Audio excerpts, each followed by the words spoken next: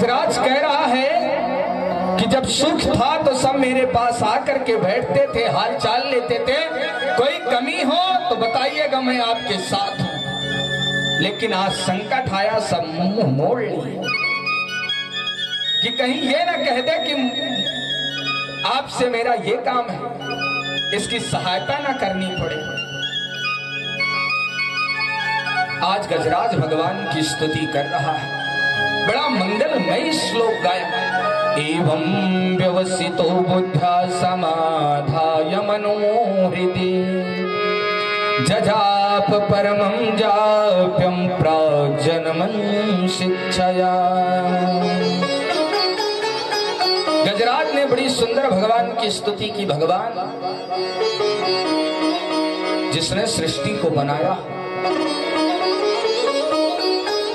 जिसने सृष्टि को बनाया हो, मेरे अंदर बोलने की शक्ति दी हो, हंसने की शक्ति दी हो, उन्हें मैं प्रणाम करता हूं, वो आकर के मेरी रक्षा करें।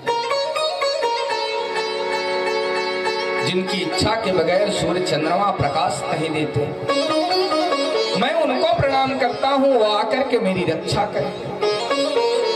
जो इंद्रियों के स्वामी हैं, इंद्रियों के अधीश्वर हैं, निर्गुण निर्विकार निर्विशेष परब्रह्म है, मैं उनको प्रणाम करता हूं, आकर के मेरी रक्षा करें। सभी देवता खड़े हैं, ब्रह्मा, भगवान शिव, दुर्गा, हनुमान जी, कि एक बार मेरा नाम तो ले, लेकिन वो नाम किसी का नहीं ले। कह रहा जो अजन्मा है, जिनके बड़ी बड़े सभी देवता, बड़े बड़े ऋषि मुनि तपस्या करते हैं, उनके चरणों में मैं प्रणाम करता हूं, आकर के मेरी रक्षा। सब सोच रहे हैं एक बार मुझे बुलाए कि मैं दौड़ करके जाऊं, इसे बचाऊं, लेकिन वो किसी का नाम नहीं ले रहा। भगवान शंकर पार्वती से कहते हैं यदि मेरा नाम नहीं जानता तो केवल भोला कह दे, मैं दौड़ पड़ूं। लेकिन भगवान नारायण बैठे हैं, भगवान नारायण देख रहे हैं। अब वह जल में डूबने वाला है, गजेंद्र के जीवन में बड़ा संकट है। भगवान नारायण ने कहा अब तो गजेंद्र को बचाना जरूरी है। भगवान ने गरुड़ से कहा गरुड़ जल्दी तैयार हो, गजेंद्र को बचाना है। गरुड़ के मन में अभिमान आ गया कि भगवान को जहां पहले पहुंचना होता है, बिना मेरे बगैर पहुंच नहीं पाते। अब भगवान ने 2-3 बार गरुड़ से कहा, लेकिन गरुड़ उठे नहीं। भगवान नंगे पांव दौड़ पड़े, दौड़ करके आए सरोवर के नजदीक, और जैसे ही गजेंद्र की सूंड को पकड़ करके जल से बाहर निकाला, ग्राह भी साथ आया। भगवान ने अपने दिव्य सुदर्शन चक्र से ग्राह के सिर को अलग कर दिया और गजेंद्र और ग्राह का भगवान ने उद्धार किया। बोले भक्तवत्सल भगवान की। भगवान वापस लौट करके आए, देखे गरुड़ बैठे थे। भगवान ने कहा गरुड़ के मन का अभिमान तो दूर ही करना। भगवान देखे गरुड़ बैठे हैं, भगवान ने गरुड़ से कहा गरुड़ जल्दी चलना है। गरुड़ ने कहा प्रभु आइए बैठिए। भगवान ने अपनी छोटी उंगली को रख दिया गरुड़ के ऊपर और कहा चलिए। गरुड़ ने कहा प्रभु आप मजाक मत करिए, आप बैठिए, और जब आप बैठ जाएंगे तभी तो मैं चलूंगा। भगवान ने कहा आज तुम मेरी उंगली को लेकर के। अब गरुड़ पंख फड़फड़ाना शुरू कर दिए, लेकिन उठ नहीं पा रहे थे। सुखदेव महाराज ने कहा कि राजन गरुड़ को पसीना पसीना हो गया, लेकिन भगवान की उंगली को लेकर के उठ नहीं पा रहे थे। भगवान बोले आपके मन में अभिमान था कि मैं त्रिलोकी के नाथ को लेकर के उड़ता हूं, हमारे अंदर इतनी शक्ति है। अरे मैं तुम्हें अपने पैरों के बीच में रख करके उड़ता हूं। आज भगवान ने गरुड़ का भी अभिमान दूर किया, गजेंद्र के ऊपर कृपा की, ग्राह का भी उद्धार किया। बोले भक्तवत्सल भगवान के। पार करेंगे नैया भज कृष्ण कन्हैया, बोलो पार करेंगे नैया भज कृष्ण कन्हैया। पार करेंगे नैया भज कृष्ण कन्हैया, पार करेंगे नैया भज कृष्ण कन्हैया।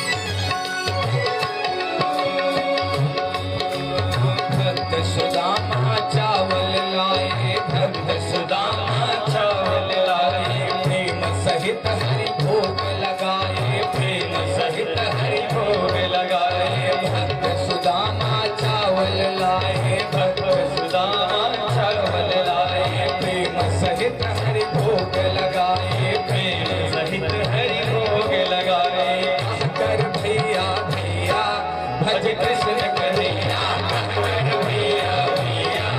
भज कृष्ण कन्हैया पार करे नैया भज कृष्ण कन्हैया पार करे नैया भज कृष्ण कन्हैया।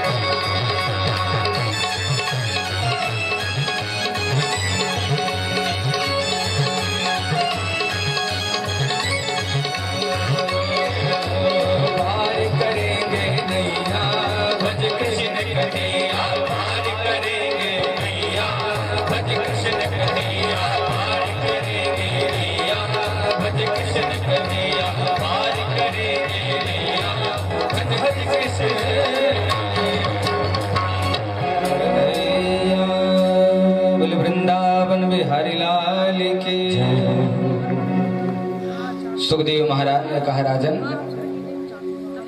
भगवान आकर के ग्राह का उद्धार के गजेंद्र को भी उबारा है। सुखदेव महाराज ने कहा, राजन एक बार जो चीज प्रभु के चरणों में चढ़ जाए भूल करके हम लोगों के चरणों के नीचे न चढ़े, यह प्रयास करना चाहिए।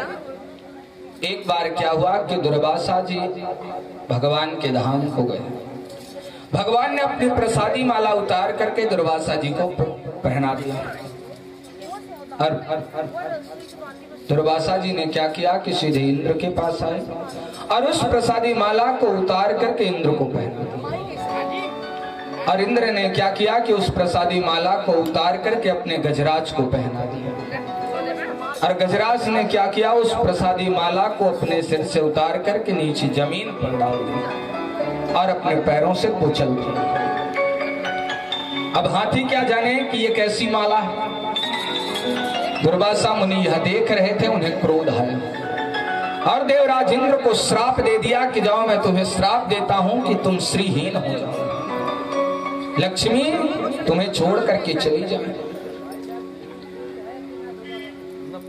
इंद्र के राज्य को आज राजा बलि ने छीन लिया। दैत्य लोग सम्राट बन गए और देवताओं को लक्ष्य करके प्रभु ने समुद्र मंथन किया। बासुकीनाग को रक्षी बनाया, मंदराचल पर्वत को रई बनाया और समुद्र मंथन प्रारंभ करवाया। लेकिन अमृत निकलना तो दूर, सबसे पहले जहर निकल पड़ा। उस समय भगवान शंकर आए और उस जहर का पान किया। ततः करतलीकृत व्यापिहालाहलं विषम् आभक्षयन् महादेव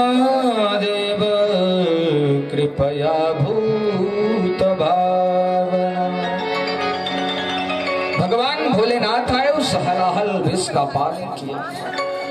उसके बाद समुद्र मंथन में कामधेनु गाय निकली, जो गाय देवताओं ने ऋषियों को दे दी।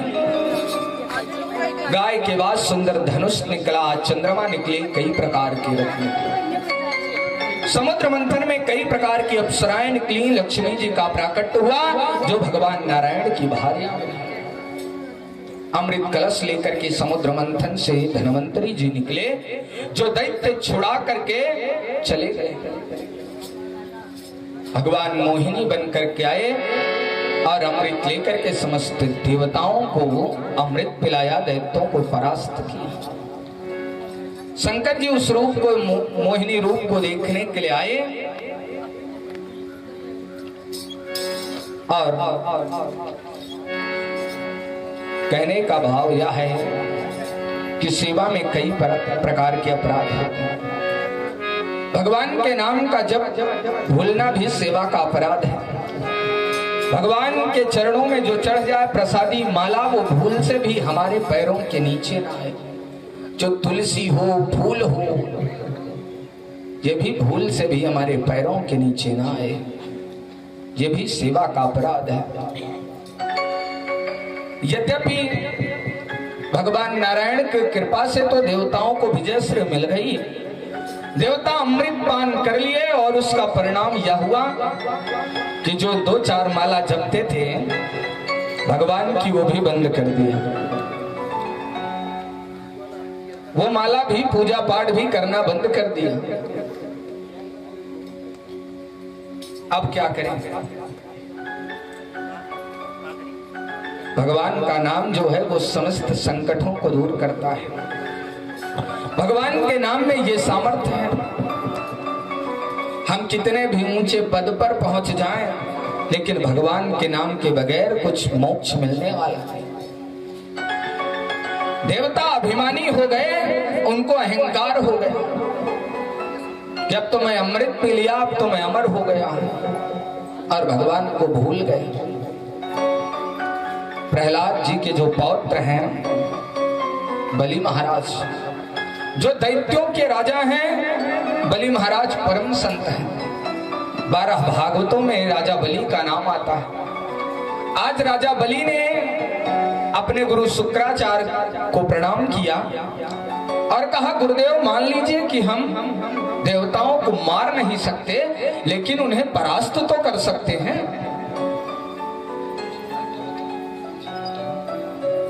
परास्त तो कर सकते हैं, लेकिन गुरुवर ये बात बताइए कि कैसे उन्हें परास्त किया जाए। शुक्राचार्य जी ने कहा कि जो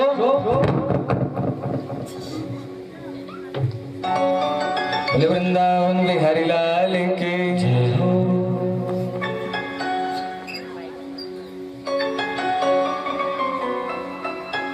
शुक्राचार्य महाराज ने कहा कि राजन, यदि देवताओं को परास्त करना है तो 3 बातें जीवन में अपनाओ।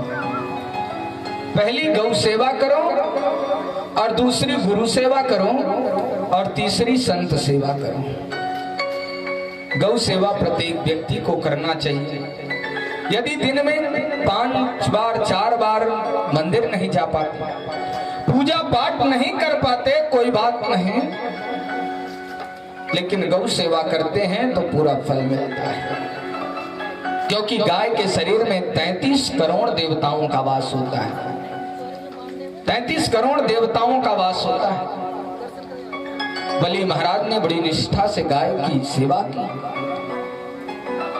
गुरु पूजन किया, अतिथियों का सत्कार किया, संतों का ब्राह्मणों का सम्मान किया। एक दिन शुक्राचार्य जी ने कहा कि राजा बलि अब स्वर्ग पर चढ़ाई कर दो और मेरा आशीर्वाद है कि तुम्हें अब विजय श्री मिल जाएगी। राजा बलि बड़ी सेना लेकर के स्वर्ग पर चढ़ाई किया और जब स्वर्ग पर चढ़ाई किया तो उसे विजय श्री मिल गई। आज राजा बलि त्रिलोकी को अपने कब्जे में ले लिया, त्रिलोकी के सम्राट बन गए राजा बलि। बलि महाराज त्रिलोकी के राजा बन गए और इनकी मनः स्थिति ये बन गई कि देवता मारे मारे फिरने लगे। पुत्र के जीवन में जब संकट आता है तो सबसे ज्यादा कष्ट मां को होता है। मां से बढ़कर के किसी को कष्ट नहीं होता है। मां का पुत्र के प्रति ज्यादा स्नेह होता है कि अब मेरे पुत्रों का संकट कैसे दूर हो। जितना मां का प्रेम पुत्र के प्रति होता है उतना किसी के प्रति नहीं होता। देवराज इंद्र देवताओं की माता अदिति है। माता अदिति आज अपने महल में शांत बैठी, उदास बैठी है। महाराज कश्यप आए, कश्यप जी ने पूछा देवी क्या हुआ, क्यों उदास बैठी हो? क्या भजन नहीं हो रहा, कीर्तन नहीं हो रहा समय से, इसलिए उदास बैठी हो? क्या हुआ? माता अदिति ने कहा सब ठीक है, सब प्रकार का आनंद है, कोई कमी नहीं। कश्यप महाराज ने कहा तब उदास क्यों हो देवी? अदिति मैया ने कहा मेरे पुत्र देवताओं के स्वर्ग को राजा बलि ने छुड़ा लिया है और देवताओं के स्वर्ग को ही क्या तीनों लोकों को राजा बलि अपने कब्जे में ले लिए। यही मेरे दुख का कारण है। लेकिन हे भगवान, मैं किसी का अनहित नहीं करना चाहती, किसी को मारना नहीं चाहती, बस ये चाहती हूं मेरे यहाँ कोई ऐसा पुत्र जन्म ले कि जो इंद्र को स्वर्गादि सुख वापस करा दे। बस ऐसा कोई बुद्धिमान बालक मेरे यहाँ जन्म ले, बस मैं किसी को मारना नहीं चाहता। कितने संकट की बात है कि मेरे पुत्र इंद्रादि जितने देवता हैं मारे मारे भटक रहे हैं। भगवान कश्यप ने अपनी पत्नी को समझाया कि देवी कौन किसका पुत्र, कौन किसकी माता, यह तो केवल एक मोह है और मोह से जीव की यह परिस्थिति बन जाती है कि ये मेरा पुत्र है। भगवान कश्यप ने खूब समझाया, लेकिन अदिति मैया ने कहा मां होने के नाते मुझे कष्ट है, आप पिता हैं, आप क्या जानेंगे पुत्र के जीवन में कितना संकट है। भगवान कश्यप ने कहा चाहती क्या हो देवी बताओ। माता अदिति ने कहा मैं चाहती हूं मेरे घर कोई बुद्धिमान पुत्र हो जो देवताओं को तीनों लोग ला करके दे दे बस। भगवान कश्यप ने कहा देवी मैं तुम्हें 12 दिन का व्रत बताता हूं। ये फाल्गुन शुक्ल पक्ष के प्रतिपदा से त्रयोदशी तक करना है। प्रातः जल्दी उठना है, भगवान के चरणों में प्रणाम करना है और नित्य यज्ञेश भगवान से ये स्तुति करना है कि भगवान मुझे लगता है कि आप हमारे घर पुत्र बन करके आए। निष्ठा में इतनी ताकत होती है कि निष्ठा में ही प्रभु का वास होता है। माता अदिति ने निष्ठा से इस पयोव्रत को किया। भगवान प्रकट होकर के आएंगे, आपके पुत्रों के जीवन के संकट को दूर करेंगे। आज देवता रोते रोते भगवान नारायण की शरण में गए। भगवान बोले क्या हुआ? देवताओं ने कहा कि बहुत संकट जीवन में आ गया, राजा बलि तीनों लोकों को हमसे छुड़ा लिया है, त्रिलोकी के राज्य को अपने कब्जे में कर लिया है। भगवान बोले तब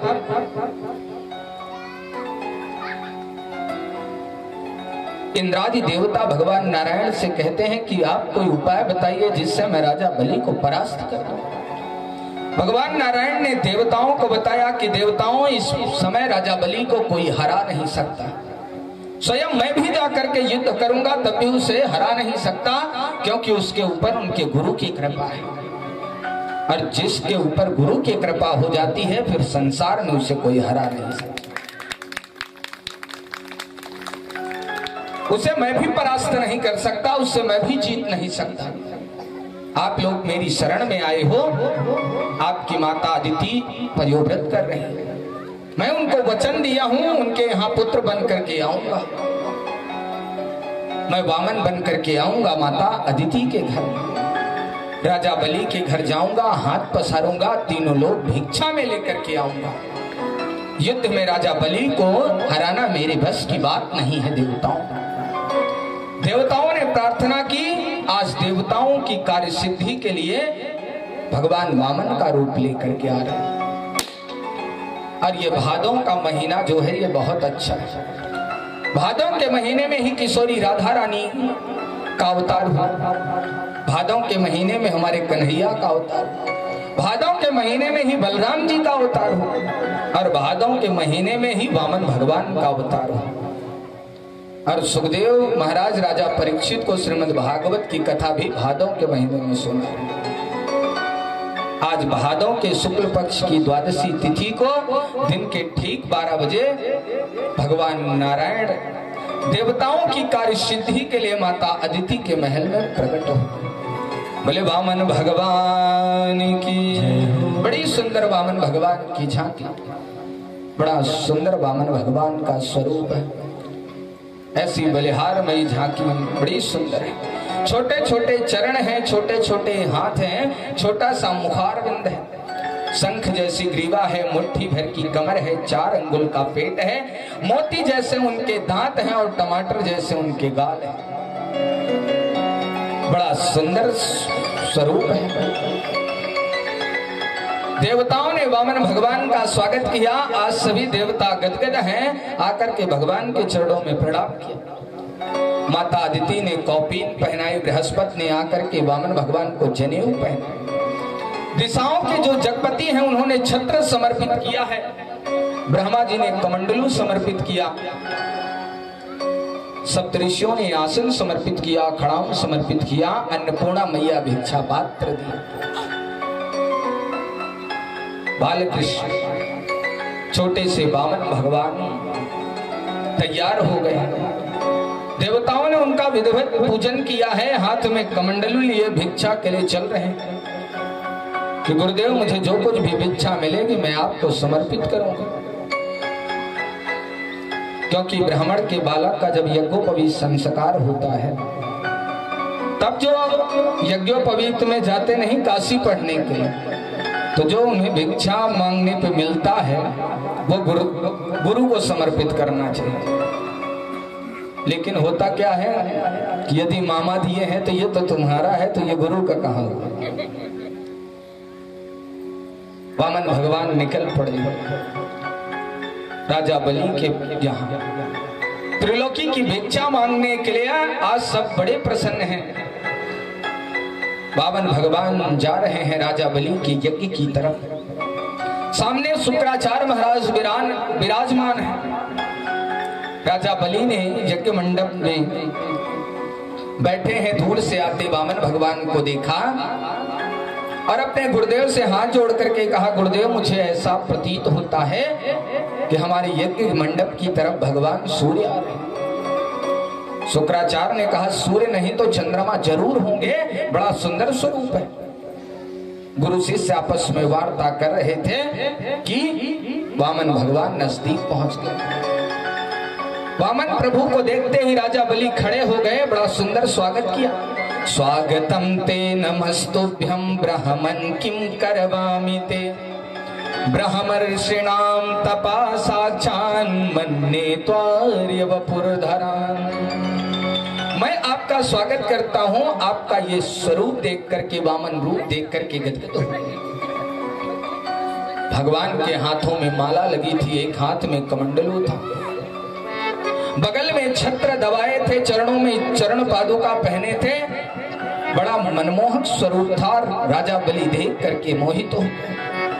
महाराज अहो भाग्य मेरा, आज ऐसे संत मेरे यज्ञ मंडप में आए, आज मैं कृतार्थ हो गया।